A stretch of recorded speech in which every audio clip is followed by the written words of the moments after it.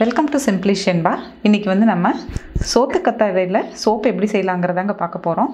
நான் ஆல்ரெடி பார்த்தீங்கன்னா soap video upload பண்ணியிருக்கேங்க. நிறையா வெரைட்டி அதில் போட்டிருக்கேன். ஃபுல்லாக டீட்டெயிலாக வேணும்னா நீங்கள் அந்த வீடியோ பார்த்துட்டு இது பார்க்கலாம். இப்போ சோத்து கத்தாழையில் சோப்பு செய்கிறதுக்கு பார்த்தீங்கன்னா நான் 10 கிராம் சோத்து கத்தாழை எடுத்திருக்கேன், 20 கிராம் காஸ்டிக் சோடா எடுத்திருக்கேன், 60 ml தண்ணி, 120 ml சுத்தமான தேங்காய் எண்ணெய். இப்போ வந்து நம்ம எப்படி செய்யலாங்கிறத பார்க்கலாம் வாங்க.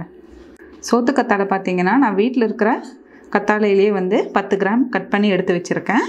நம்ம வீட்டில் இருக்கிறதே யூஸ் பண்ணிக்கலாம். உங்களுக்கு வீட்டில் இல்லைன்னா நீங்கள் கடையில் வாங்கிக்கோங்க. இப்போ இதை வந்து நான் மிக்ஸி ஜாரில் போட்டு நல்லா நைஸாக அரைச்சி எடுத்துகிட்டு வரேன். சோத்து கத்தாழையை வந்து நம்ம அடித்து எடுத்தாச்சுங்க. இப்போ எந்த சோப்பு செய்கிறதா இருந்தாலும் அதுக்கு மூலப்பொருள் பார்த்திங்கன்னா சுத்தமான தேங்காய் எண்ணெய் தான். இப்போ வந்து பார்த்திங்கன்னா நான் வந்து சோத்து கத்தாழை எடுத்துருக்கேன். நீங்கள் எந்த ஃப்ளேவர் வேணும்னாலும் எடுத்துக்கலாம், மஞ்சள் கூட எடுத்துக்கலாம். இப்போ வந்து நம்ம இதை எப்படி செய்யலான்னு பார்க்கலாம். ஃபஸ்ட்டு வந்து நம்ம காஸ்டிக் சோடா சேர்த்துக்கலாங்க. கையில் தொட வேண்டாம், தொட்டோன்னா நமக்கு கொஞ்சம் அதை அரிக்கிற மாதிரி இருக்கும். அடுத்ததாக தேங்காய் எண்ணெய் சேர்த்துக்கலாம்.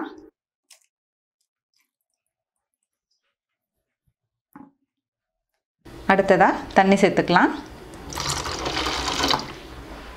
இப்போ பார்த்திங்கன்னா நம்ம இதை வந்து நல்லா பீட் பண்ணணும். பீட் பண்ணுறது வந்து நமக்கு நல்லா மாவு பதத்துக்கு வரணும். தோசை மாவெல்லாம் ஊற்றுவோம் இல்லையா, அந்த மாதிரி அந்த அளவுக்கு பீட் பண்ணி எடுத்துக்கலாம்.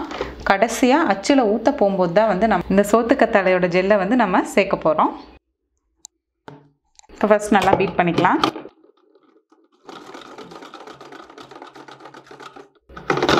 இது பீட் பண்ணுறது பார்த்திங்கன்னா நமக்கு 20 to 40 minutes ஆகுங்க. அப்போ தான் நமக்கு நல்ல ஒரு மாவு பதம் கிடைக்கும்.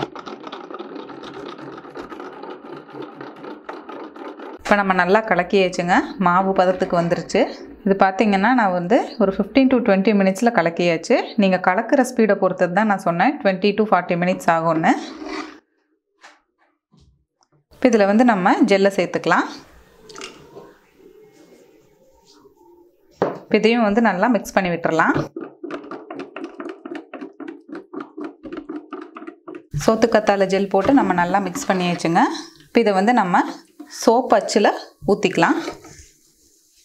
இந்த சோப்பு அச்சு பார்த்திங்கன்னா நான் வந்து அமேசானில் ஆர்டர் பண்ணி வாங்கினேன்.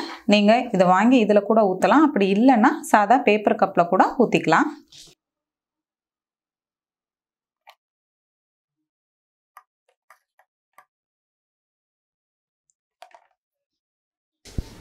ஊற்றியாச்சுங்க.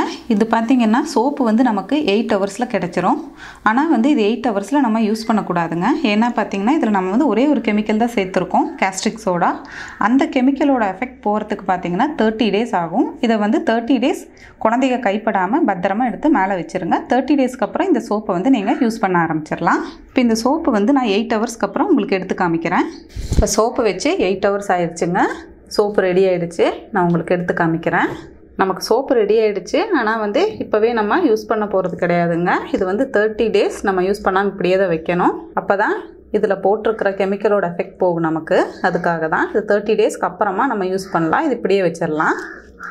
நீங்களும் வந்து வீட்டிலையே இந்த மாதிரி விதவிதமான சோப்பை ட்ரை பண்ணி பாருங்கள். இந்த மாதிரி சோப்பை வந்து நம்ம வீட்டிலையே செஞ்சு யூஸ் பண்ணும்போது நம்ம ஸ்கின்னும் பார்த்திங்கன்னா நல்லாயிருக்கும், ஸ்கின்னுக்கு நல்லா ஆக்சிஜனும் கிடைக்கும். இந்த வீடியோ வந்து உங்களுக்கு பிடிச்சிருந்தா உங்கள் ஃப்ரெண்ட்ஸுக்கு வந்து ஷேர் பண்ணுங்கள், லைக் பண்ணுங்கள், கமெண்ட் பண்ணுங்கள். தேங்க்யூ.